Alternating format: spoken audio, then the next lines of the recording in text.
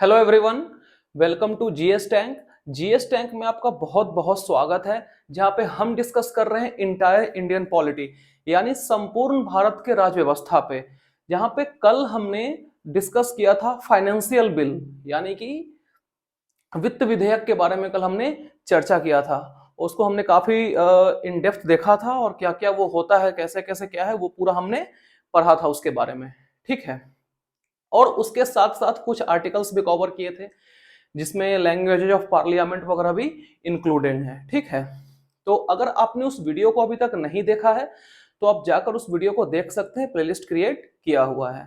और अगर आप इस चैनल पे नए हैं तो आप चैनल को सब्सक्राइब कर लीजिए, ताकि आपको पॉलिटी की प्रॉब्लम नहीं हो, आपका कॉन्सेप्ट अच्छे से क्लियर हो जाए। ठीक है।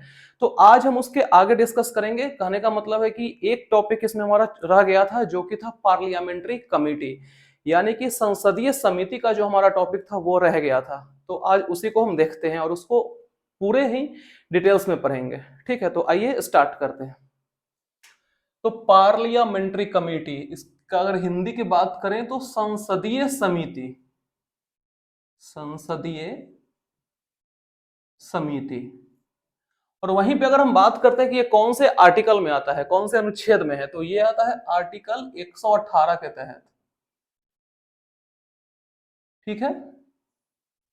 आर्टिकल 118 में क्या कहा गया है? आर्टिकल 118 में यह कहा गया है कि संसद जो है सो अपने काम को आसान बनाने के लिए कुछ नियम कानून बना सकती है। ठीक है।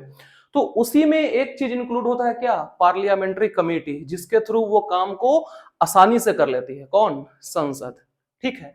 इसलिए इसको हम लोग किस में काउंट करते हैं? आर्टिकल 118 में। क्लियर है? तो इसमें हम ये देखते हैं इस पॉइंट में कि ये इसका जरूरत क्यों पड़ा, मतलब संसदीय समिति क्या करता है, ये क्यों इसका गठन किया गया है।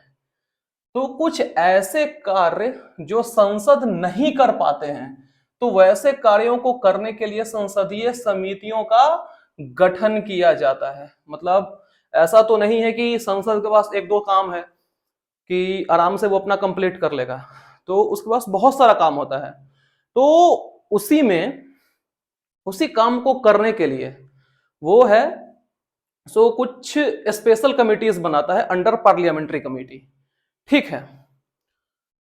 तो इसमें हम लोग देखेंगे दो प्रकार, two types of parliamentary committee. क्या क्या है? पहला है अस्थाई और दूसरा है अस्थाई, बोले या फिर तदर्थ समिति। अगर यहीं पे अस्थाई की इंग्लिश की बात करें तो ये होता है स्टैंडिंग कमेटी, स्टैंडिंग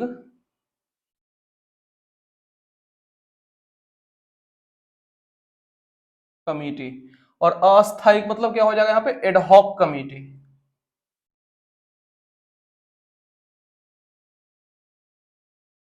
ठीक है।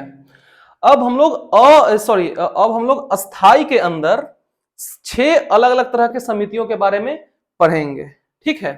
जिसमें पहला है वित्तीय समिति, अगर इसकी इंग्लिश की बात करें तो फाइनेंशियल कमिटी।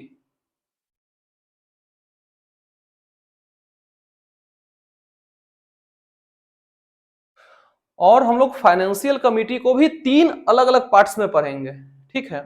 जिसमें पहला क्या है? प्राक्कलन समिति, दूसरा लोक लेखा समिति और तीसरा सरकारी उपक्रम समिति। तो प्राक्कलन समिति का इंग्लिश क्या हो जाएगा? Estimate committee.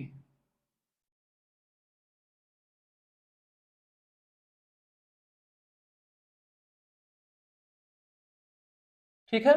लोक लेखा का पब्लिक अकाउंट कमिटी।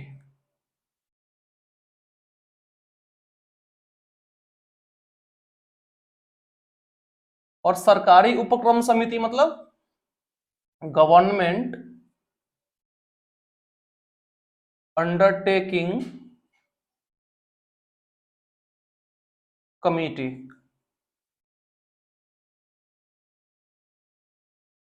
तो हम लोग वित्तीय समिति को भी तीन अलग अलग पार्ट्स में पढ़ेंगे, जो कि क्या क्या है? Estimate committee, public account committee और गवर्नमेंट अंडरटेकिंग कमिटी। क्लियर है? तो ये हमारा हो गया क्या? वित्तीय समिति। दूसरा क्या है? विभागीय अस्थाई समिति, बोले तो डिपार्टमेंटल डिपार्टमेंटल स्टैंडिंग कमिटी।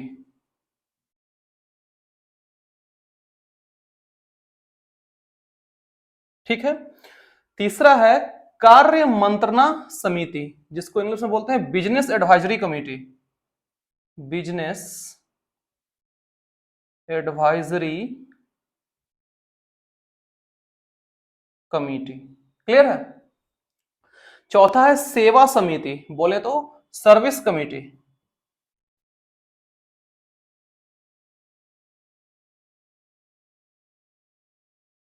पांचवा है एससी एसटी के लिए कल्याण समिति, तो कल्याण समिति का अगर इंग्लिश की बात करें तो क्या था, वेलफेयर कमेटी।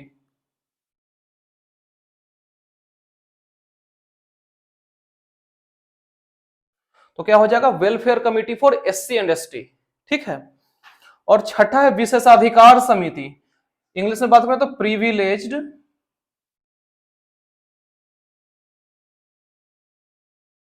कमिटी।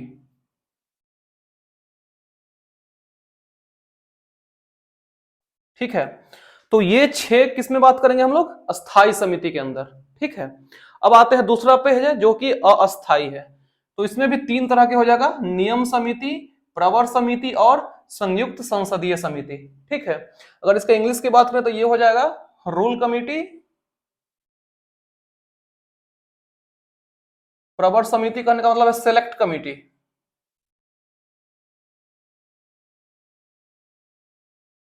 और संयुक्त संसदीय समिति मतलब joint parliamentary committee, joint parliamentary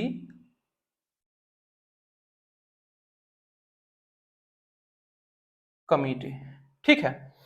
तो इसी सारे टॉपिक्स को, ये जितने समितियां यहां पे लिखी हुई हैं, ये सारे मतलब इंपॉर्टेंट में आते हैं। इसके अलावा भी और समिति हैं, लेकिन वो उतना हमें नहीं पढ़ना है, उतना इंपॉर्टेंट नहीं है। लेकिन ये जो है वो सारे काफी इंपॉर्टेंट में आते हैं, जिसमें ये तीनों जो है सो मोस्ट इंपॉर्टेंट में आता है, डबल स्टार। ये ऑलमोस्ट सारे एग्जाम्स में पूछे जाते हैं। ठीक है।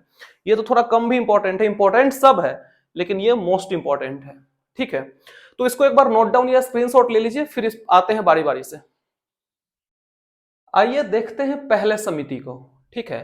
तो पहला समिति क्या था, अस्थाई समिति, मतलब स्टैंडिंग कमिटी, स्टैंडिंग कमिटी। ठीक है। तो इसके बारे में क्या है कि इसका गठन लोकसभा के स्पीकर करते हैं। मतलब जो अस्थाई समिति है उसका गठन कौन करता है, लोकसभा के स्पीकर या अध्यक्ष करते हैं। ठीक है। और इसका कार्यकाल या टेन्योर जो है वो कितने वर्ष का होता है, 1 वर्ष का होता है। मतलब कहने का यह है कि इसका गठन हर वर्ष किया जाता है। ठीक है। इसका गठन हर वर्ष किया जाता है। ठीक है। अब आते हैं इसके पहले पार्ट, क्या है, वित्तीय समिति, बोले तो फाइनेंशियल कमिटी, फाइनेंशियल कमिटी। अब नाम से क्लियर है, वित्तीय मतलब मामला क्या है, वित्तीय मामला है, पैसे का है, धन का है। ठीक है। तो ये कहता है कि वित्तीय कार्य से संबंधित संसदीय समिति को वित्तीय समिति कहते हैं। वही ऑब्वियस सी बात है कि जो वित्तीय कार्य से संबंधित जो समिति है उसको क्या बोलते हैं, वित्तीय समिति बोलते हैं। ठीक है। तो इसका जो पहला है, मतलब जो वित्तीय समिति का जो पहला भाग है वो क्या है, प्राक्कलन बोले या फिर आकलन बोले या फिर अस्थाई मितव्यता समिति बोले। हिंदी अलग अलग है, ठीक है, लेकिन इंग्लिश एक ही है, एस्टीमेट कमिटी। मतलब हिंदी में इसका 3 नाम है, लेकिन इंग्लिश में इसका एक ही नाम है, क्या, एस्टीमेट कमिटी। ठीक है। तो आइए इसके बारे में देखते हैं। तो प्राक्कलन समिति का गठन 1950 में वित्त मंत्री जॉन मथाई के सिफारिश पर बजट के पूर्वानुमान को लेकर किया गया था।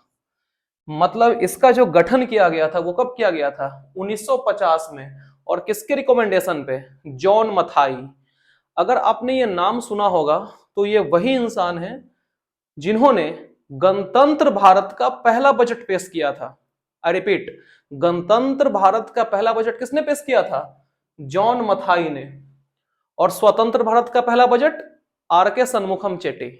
ठीक है। तो जो प्राक्कलन समिति का जो गठन किया गया था वो जॉन मथाई के रिकमेंडेशन पर ही किया गया था। कब, बजट के पूर्वानुमान के लिए। मतलब बजट जो आने वाला था उसका पूर्व अनुमान लगाने के लिए इसका गठन किया गया था। ठीक है।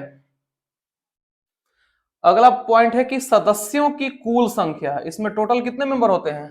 30 मेंबर होते हैं टोटल। ठीक है। और इस समिति में सिर्फ लोकसभा के सदस्य ही होते हैं, इसमें राज्यसभा के सदस्यों का कोई रोल नहीं होता है। मतलब एस्टिमेट कमेटी में सिर्फ और सिर्फ लोकसभा के सदस्य ही होते हैं। ठीक है, क्लियर है पॉइंट। अगला पॉइंट है कि इस समिति का अध्यक्ष सत्ताधारी दल का ही कोई नेता होता है। मतलब ये बात फिक्स है कि जो एस्टिमेट कमेटी में जो चेयरमैन होगा वो जो अभी सत्ताधारी दल का नेता है वही होगा। तो अभी सत्ताधारी में कौन है? बीजेपी है, तो उसी का कोई नेता होगा। तो अभी करंट इसका चेयरमैन कौन है? गिरीश बापट। गिरीश बापट इसके कौन है? चेयरमैन है। क्लियर है पॉइंट। ठीक है। अगला है कि इस समिति में मंत्रिमंडल का कोई भी सदस्य नहीं हो सकता है। मतलब एस्टिमेट कमेटी में मंत्रिमंडल के मेंबर्स का कोई रोल नहीं है, इसका कोई सदस्य इसमें नहीं हो सकता है। क्लियर है पॉइंट। तो ये था पूरा क्या, एस्टिमेट कमेटी। ठीक है। अब आते हैं दूसरा जो कि है लोक लेखा समिति, इंग्लिश बोले तो public account committee, public account committee. ठीक है। आइए इसके बारे में देखते हैं। तो यह सबसे प्राचीन वित्तीय समिति है। मतलब जो वित्तीय समिति है उसमें सबसे प्राचीन कौन है? लोक लेखा समिति। ठीक है। और इसका गठन भारत शासन अधिनियम 1919 के तहत 1921 में किया गया था। मतलब इसका गठन कब किया गया था? 1921 में। और अधिनियम कौन सा था? भारत शासन अधिनियम। ठीक है। ठीक है। अगला है कुल सदस्य इसमें कितना है? 22। इसमें टोटल मेंबर्स कितने होते हैं? 22 मेंबर्स होते हैं, जिसमें डिस्ट्रीब्यूशन है 15 होंगे लोकसभा से और 7 होंगे राज्यसभा से। ठीक है। इसमें जो मेंबर्स होंगे वो 15 होंगे लोकसभा से और 7 होंगे राज्यसभा से। क्लियर है। अगला है कि इस समिति के अध्यक्ष के रूप में विपक्ष के किसी भी सदस्य को नियुक्त किया जा सकता है। मतलब इसमें जो अध्यक्ष बनते हैं वो विपक्ष के कोई भी नेता बन सकते हैं, लेकिन एस्टीमेट के केस में क्या था, जब बनेगा तो सत्ताधारी पक्ष का ही नेता बनेगा। ये डिफरेंस है दोनों में। ठीक है। अगला है कि इसे प्राक्कलन समिति का जुड़वा बहन कहा जाता है। मतलब दोनों का ऑलमोस्ट नेचर सेम ही होता है। दोनों किससे डील करता है? पैसा के सेक्टर से ही डील करता है, फाइनेंशियल से ही, फाइनेंशियल कमिटी से ही डील करता है। दोनों काम भी ऑलमोस्ट मतलब सेम ही टाइप का होता है। बस एक ये डिफरेंस होता है कि इसका जो अध्यक्ष होता है विपक्ष का ही होता है, लेकिन इसमें जो अध्यक्ष बनता है वो सत्ताधारी पक्ष का ही नेता बनता है। क्लियर है पॉइंट। तो इसीलिए इसको क्या कहा जाता है? Twin sister of estimate committee. ठीक है। अगला है कि यह सीएजी की रिपोर्ट की जांच करता है। ये एक इंपॉर्टेंट पॉइंट है कि जो पब्लिक अकाउंट कमेटी है वो कंट्रोलर एंड ऑडिटर जनरल, उसका जो रिपोर्ट होता है उसके जांच करता है। ठीक है। और ये क्वेश्चन एग्जाम में भी कई बार पूछा गया है कि सीएजी का रिपोर्ट किस किस समिति से रिलेटेड है, किस कमेटी से रिलेटेड है? वो कौन सा है? Public account committee. ठीक है। तो ये रहा हमारा एस्टीमेट कमेटी और पब्लिक अकाउंट कमेटी। आप इसको एक बार नोट डाउन या स्क्रीनशॉट ले लीजिए। फिर आते हैं अगला पे। लोक लेखा समिति के बाद जो अगला समिति आता है वो है सरकारी उपक्रम समिति, बोले तो government undertaking committee. Government undertaking committee. ठीक है। तो इसमें क्या होता है कि इस समिति का प्रमुख काम सरकारी कंपनियां जैसे एनटीपीसी, ओएनजीसी, गेल, सेल, एलआईसी इत्यादि के अकाउंट की जांच करना। मतलब जो महारत्न कंपनियां होती हैं, आपने सुना ही होगा महारत्न कंपनियों के बारे में, जैसे ओएनजीसी, गेल, वेल, ये सब जो है वो महारत्न कंपनियां हैं। तो ये सब के अकाउंट का जो जांच होगा, ठीक है, जो इन कंपनियों के अकाउंट का जो जांच होगा वो कौन सा कमेटी करेगी? वो करेगी गवर्नमेंट अंडरटेकिंग कमेटी। ठीक है। अगला है कि इसमें कुल मेंबर्स कितने होते हैं, तो इसमें टोटल 22 मेंबर्स होते हैं, जिसमें 15 आते हैं लोकसभा से और 7 आते हैं राज्यसभा से। क्लियर है पॉइंट। अगला है कि इस समिति के अध्यक्ष लोकसभा स्पीकर द्वारा चुने जाते हैं। अगर सरकारी उपक्रम समितियों के अध्यक्ष की अगर चुनाव की बात करें, मतलब चुनाव मतलब चुने जाते हैं, वो किसके द्वारा, लोकसभा के स्पीकर यानी लोकसभा के अध्यक्ष के द्वारा वो चुने जाते हैं। क्लियर है। तो ये हो गया आपका सरकारी उपक्रम समिति। तो इसके साथ ही वित्तीय समिति जो था सो वो तीनों यही था। ठीक है, तो ये हमारा कंप्लीट हो गया। अब बात करते हैं दूसरा का। जो दूसरा अस्थाई समिति है वो क्या है, विभागीय अस्थाई समिति, बोले तो डिपार्टमेंटल स्टैंडिंग कमिटी।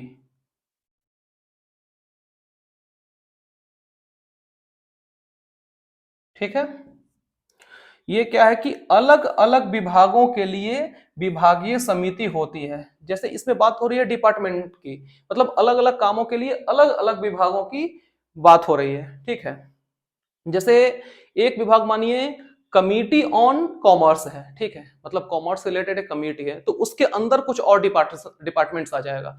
ठीक है, फिर कमिटी ऑन होम अफेयर्स है।